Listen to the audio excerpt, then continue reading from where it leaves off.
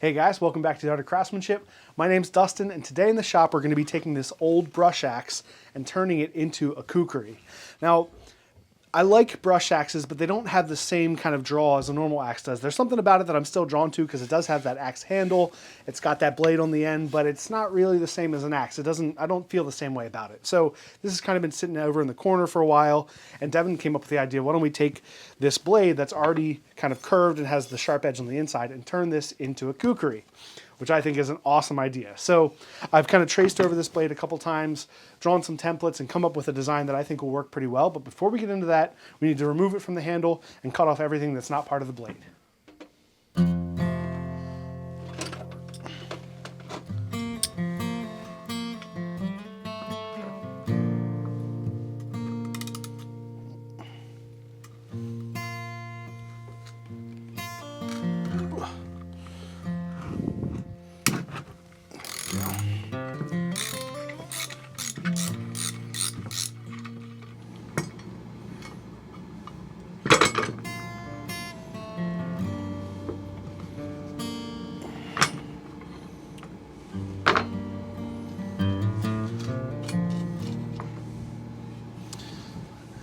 That was way easier than a normal axe head from a handle.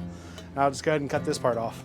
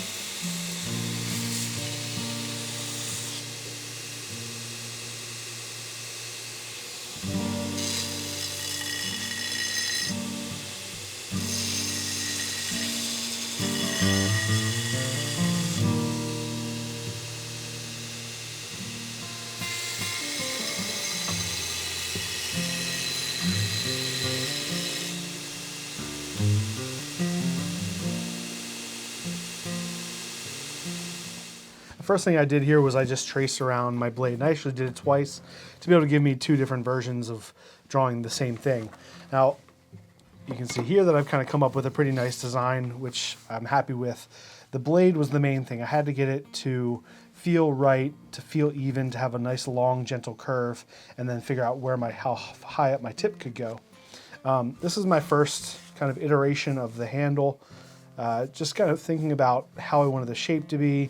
I did some things with just a slight curve in the middle for like a palm swell, and then I moved over to more of a Coke bottle. I had this idea to maybe do it like a Coke bottle that's a little bit more similar to like a bushcraft knife. So I also added the harpoon clip, which I just think is a cool aspect, and we'll be able to do kind of a secondary bevel on that back edge. My second drawing of the handle is here, a little bit straighter down from the ricasso area to the middle, and then we'll work on these curves. Now I'm not exactly happy with these curves. I just did these freehand, so I'm going to pull my French curves over. We'll draw these a few more times before we trace this and transfer it onto the blade.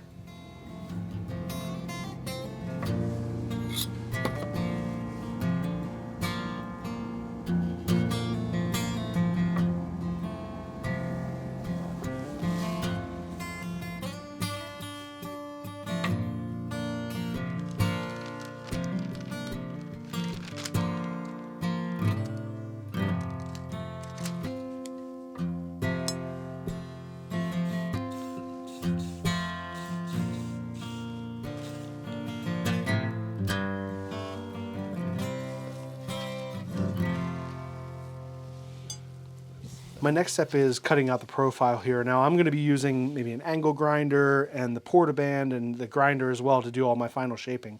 And I'm not worried at all about overheating this because I'm going to do a full heat treat cycle on this afterward.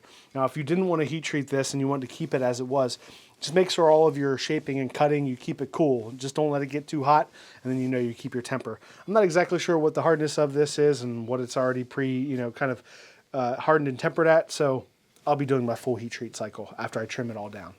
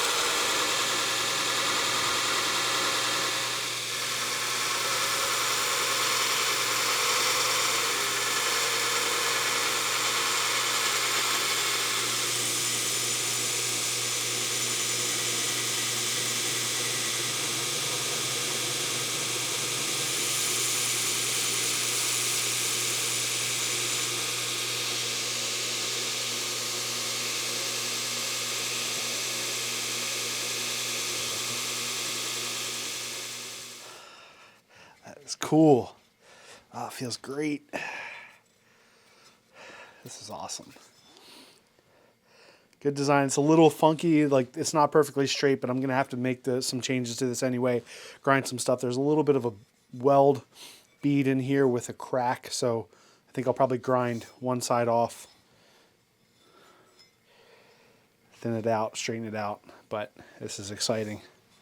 It feels awesome. Got a ton of weight to it right now. Ugh. I want to kind of tell you about what I'm thinking right now, what I'm working on now. This material that I cut out of was already a blade, so it already had a portion of the bevels already ground. So I have a thin spot, I've got thick spots. It wasn't perfectly straight. The bevel's not right in the middle, so I need to make some compensation for that. I kind of have to go back and forth and decide how I want to do this. What I'll probably do is mark my center line all the way around based off of a flat surface, but that's not exactly right because both sides aren't flat. The bevel's off. Kind of doing a bunch of finessing, going back and forth, and I'll be grinding both sides, trying to get it flat, to try to get it down to about 1/4 of an inch. Right now it's a little bit over 3/8, so it's really heavy and chunky, but I think I can do that. I think I can kind of do all that back and forth on the grinder. So hopefully you're able to follow along with all of that, what I just said, and if not, you can rewind a little bit and listen to it again.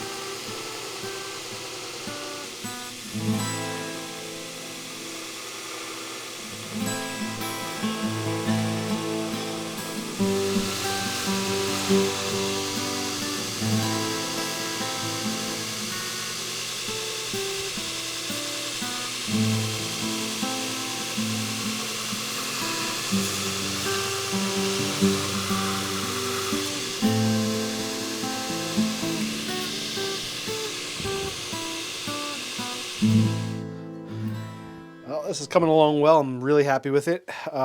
Removed a ton of material, probably 1/8 of an inch all the way across the entire spine. Thank goodness for the Revolution 2x72 grinder with the 11-inch platen on it. I was really able to get a long flat area. Shout out to Brian Housework, check him out. The Revolution grinder is awesome, and that platen is awesome. I'm really happy that it had all that space to be able to grind this flat. So I really was focusing on the handles, making sure the handles are nice and flat. The whole front of the blade doesn't have to necessarily be exactly flat because there's going to be so much grinding on it. So now I'm going to work on setting in my choil, and then we'll start grinding out our bevels.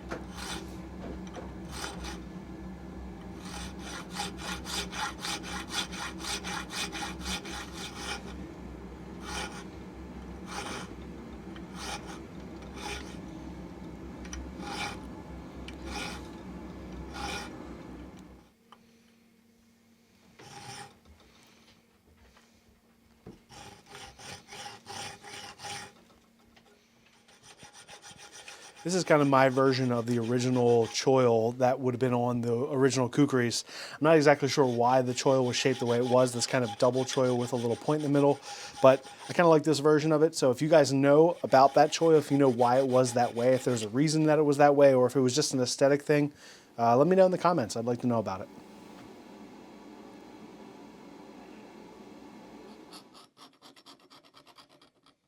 I'm using a 1/4 inch drill bit now to mark my center line both down the bevel in the front and the secondary bevel in the back. Then I'm going to use my calipers to mark off the depth of my bevel on both, again, the main bevel and the secondary bevel.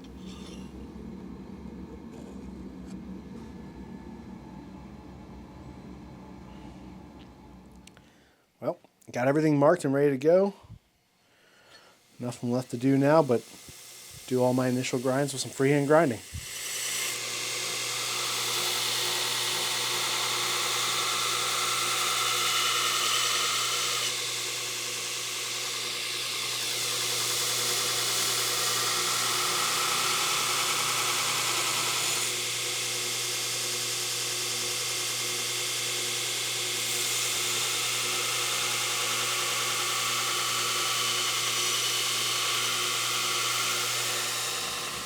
for newer knife makers out there, or if you're getting started and you're having trouble keeping your bevel in the center, which I did all the time when I was kind of first learning, a good trick is to set your bevel, set your center line early on. So that way you're just using about 45-degree angle or so to mark off, grind that bevel, set that center line, and then you can come back and grind between the edge and the top of your bevel, kind of flatten that out.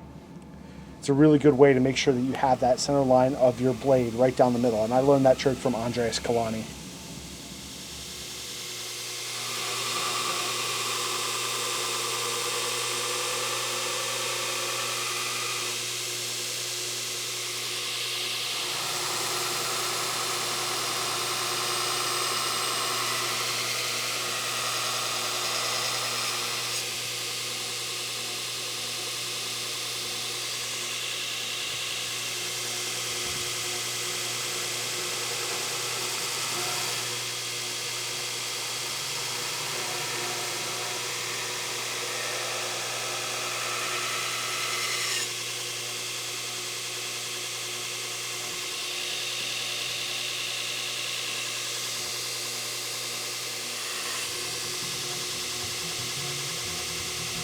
I got all my initial bevels ground in. I was just about to go over and start doing my heat treat, but always remember, mark and drill your holes in your handle before you do your heat treat.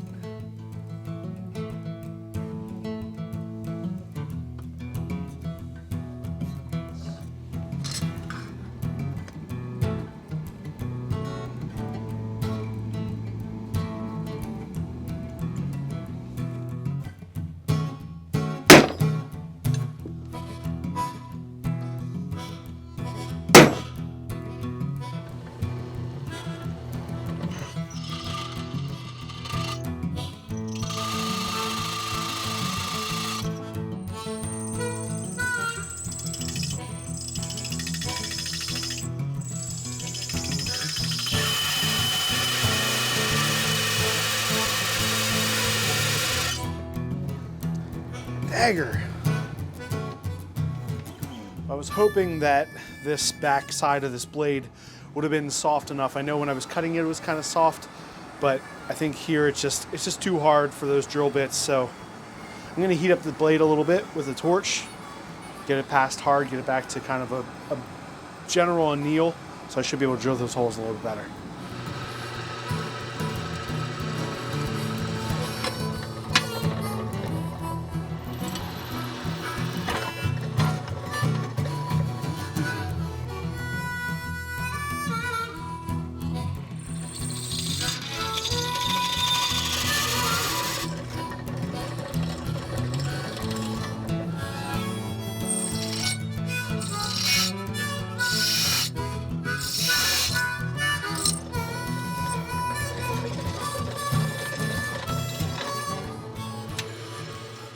I'm going to use the nicer cobalt drill bit now to drill a bunch of 1/8-inch holes through the handle, and that'll just relieve some material there and also add some more space through the handle where the glue can hold on when I glue the handle in.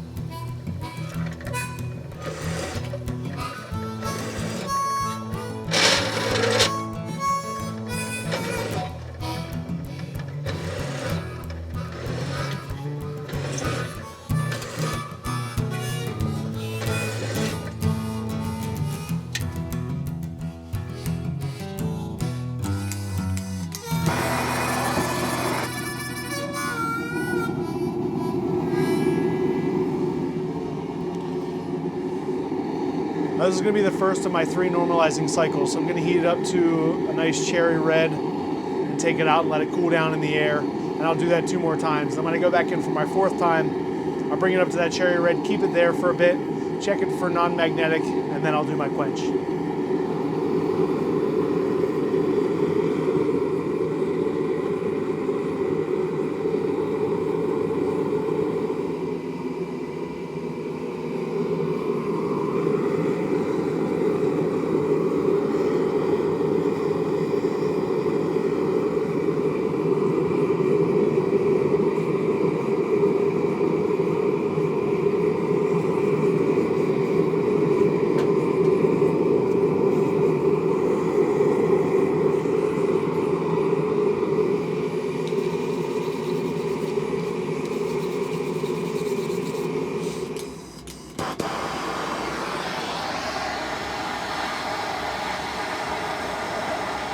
Just gonna set this right here and this will heat up our oil.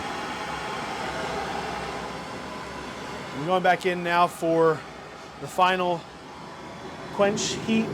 So turn this up, get it a nice cherry red, and then I'll go in for the quench.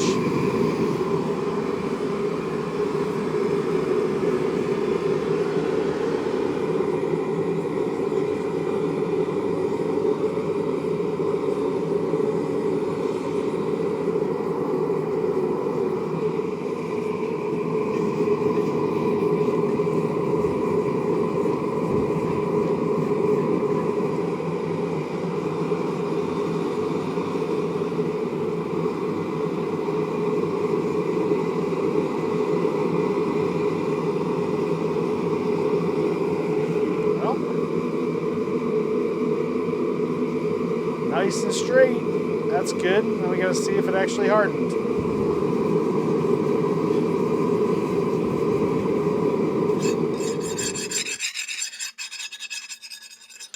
He's definitely hard all the way up and down the blade. Real hard. You can hear the difference. Yeah, low, high, that's the difference. The end of the handle is still soft. The blade is real hard. All right, I'm going to take this upstairs, throw it in the oven for the tempering cycle, 2 hours at 400 degrees twice, letting it cool down in between.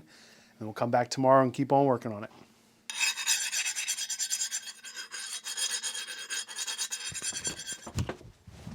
Well, the temper went really well. Everything stayed nice and straight, so I'm going to clean up all the forge scale first, and then we'll do our finish grinding.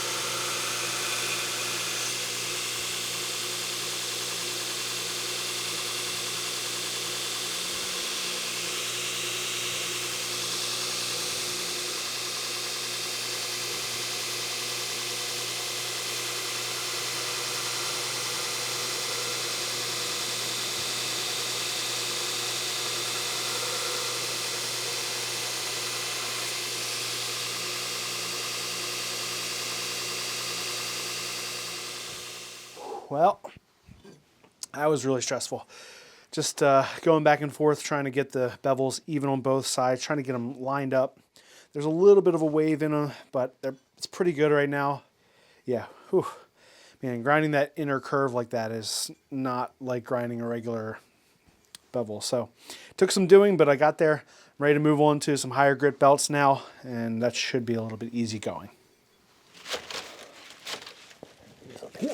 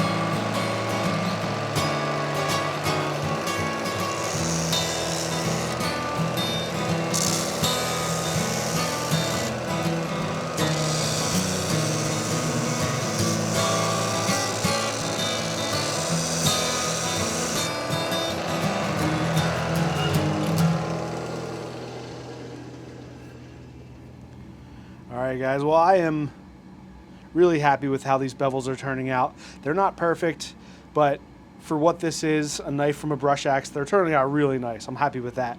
The next thing I need to do is I need to address this kind of crack, this weld bead. Now this is here because when this original collar was attached to this, there was weld that held this on. And I was hoping that I'd be able to kind of grind past this at some point throughout the process, but it's still here. So I'm actually going to do some decorative file work on this edge now to try to hide this a little bit.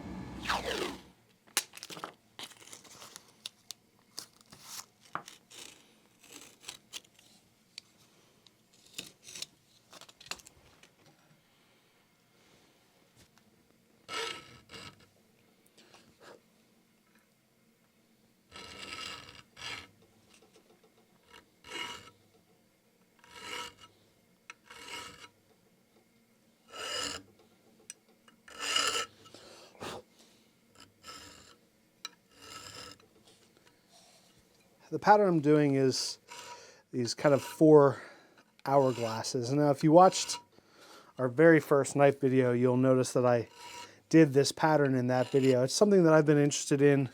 It's kind of 4 hourglasses, symmetrical on both sides. Just I kind of like the idea of time and the 4, which kind of to me represents a lot of things, 4 directions, the main 4 elements, things like that. That's what I'm doing on this one. I think it'll work pretty well. I do have to kind of figure out the spacing because I want it to fit into a certain space to hide this crack, so that's what I'm playing with right now.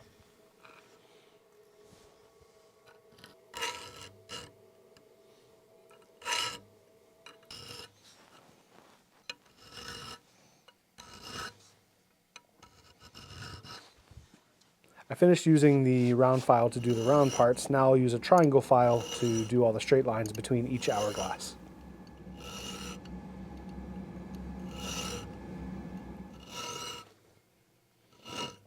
Oh.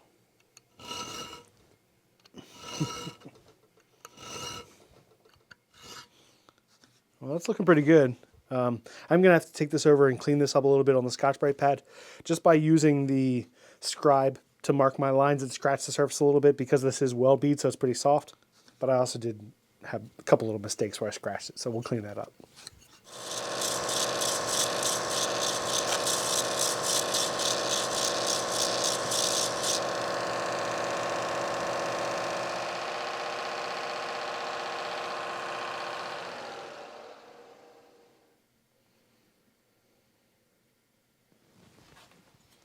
Well, I'm ready to put on my handle scales. And fortunately, I have some really nice handle scales that are stabilized that were sent over from Jesse Alison from Mountain Prevail. If you guys don't know about Jesse, go check out his channel. It's awesome. I'll put a link in the description below. But he wanted to kind of support us. He wanted to help. He sent over some wood that we're going to be using on the Journey knives in the future. But he also sent a couple extra stabilized pieces of what I think is walnut. And this is really beautiful. I wanted to put a nice dark handle on this knife. And I don't really want to do any liners for this one. I just want it to be straight wood. So this is the perfect option for that. Now, I'm not going to talk about all the steps of how exactly I'm doing the handles. We'll show you that process. But if you want to see and get a little bit more information about how I do all the handle processing and all the steps that go into, putting on a handle, you can go back. Almost all of my knife making videos have those processes and those steps. So you can go check those out. But we're going to kind of bust through this. We'll go straight through, and then right before we get into the actual glue up, we'll meet back up with you.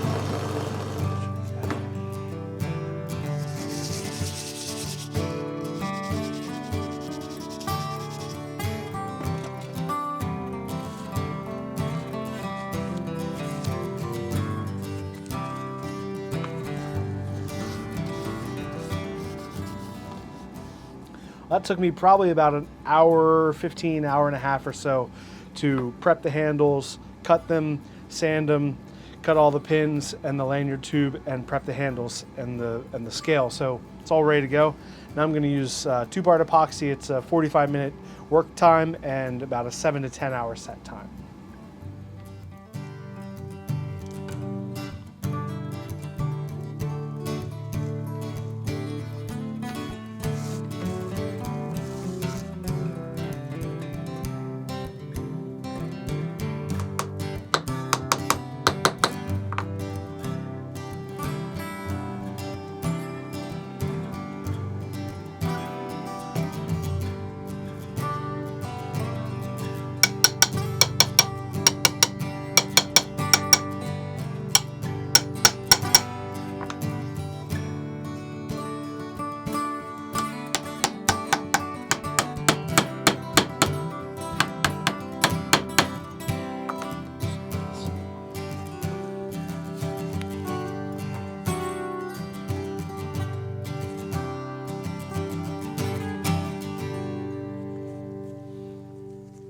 Looking good, have everything glued up really well. I got a nice amount of squeeze out all the way around.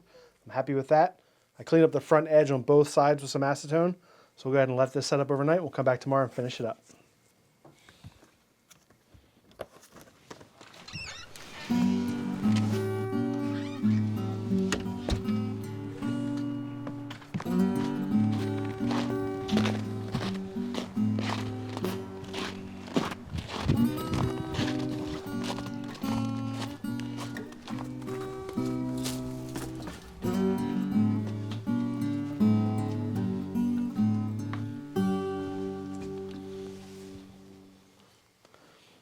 Not bad. A little bit of squeeze out, but I always get a little bit of squeeze out. What are you going to do? We'll deal with that later. For now, I'm excited to be in the home stretch of this knife. I'm going to clean up the flats on both sides of the handle, and I'll clean up the profile around the tang, and then we'll start shaping the handle.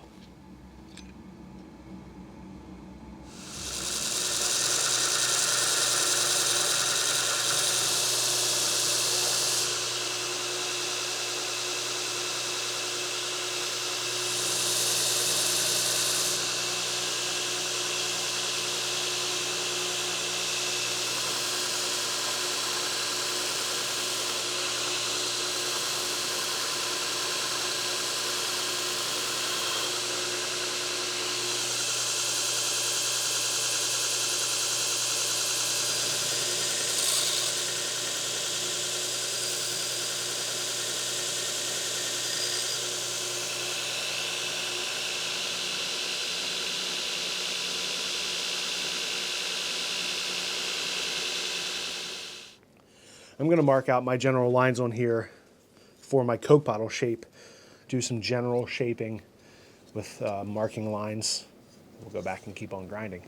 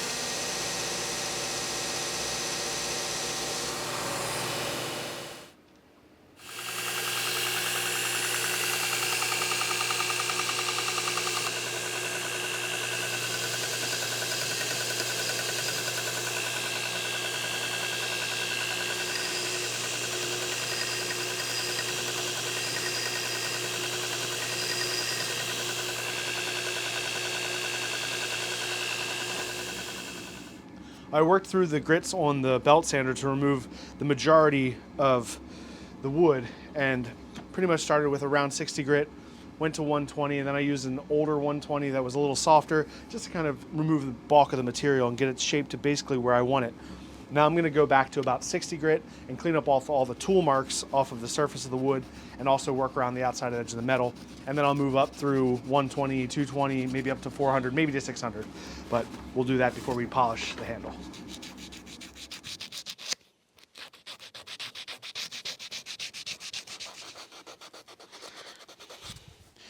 400, that'll probably be enough.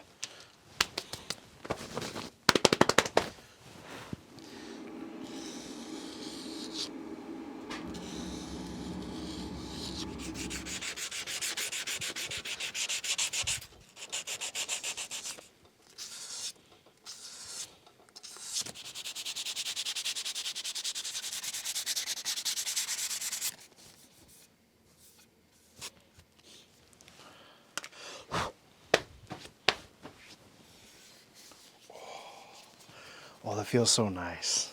So nice. Oh, yeah. Oh, it feels great.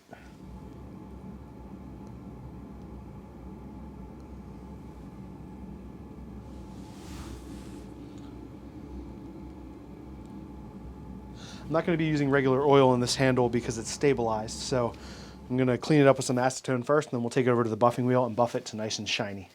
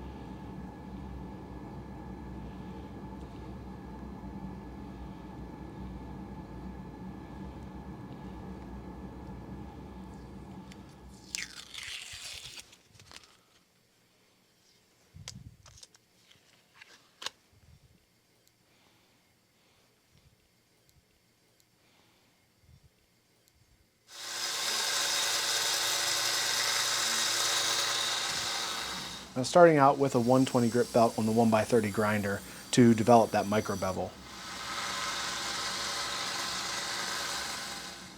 And I switched over to an old 120 grit belt, and just to be able to use that, it's probably closer to 220 or 300 grit, and that kind of polishes it up and gives me that nice micro bevel and that nice wire edge.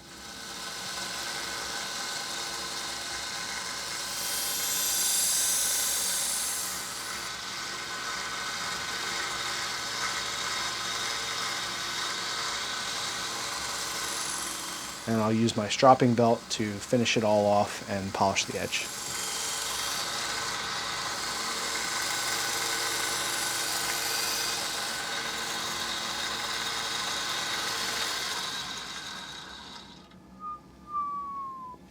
Ooh, she's sharp now.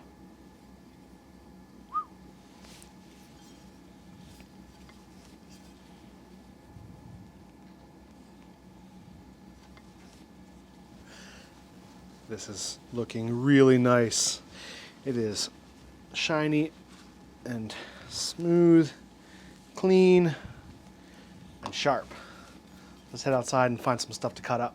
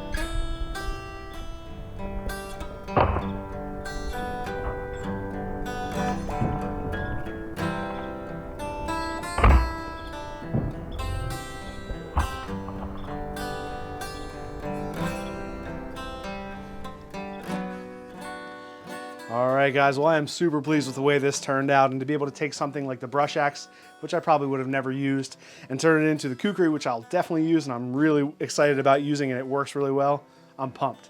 So it was fun. We got to go outside and cut some stuff like the water bottles and the celery, but really the test was to be able to take it out into the brush a little bit, chop some limbs, and really cut through something that was pretty big, about 1.5 or 2 inches, you know, and this thing went right through it, really sharp, and it's still really sharp, which I'm super pleased about, because I didn't know, with being a brush axe, I didn't really know how hard the steel was, but it feels like it sharpened up and hardened up really well. For what it is, I'm pumped. I'm really excited. I think it turned out really good.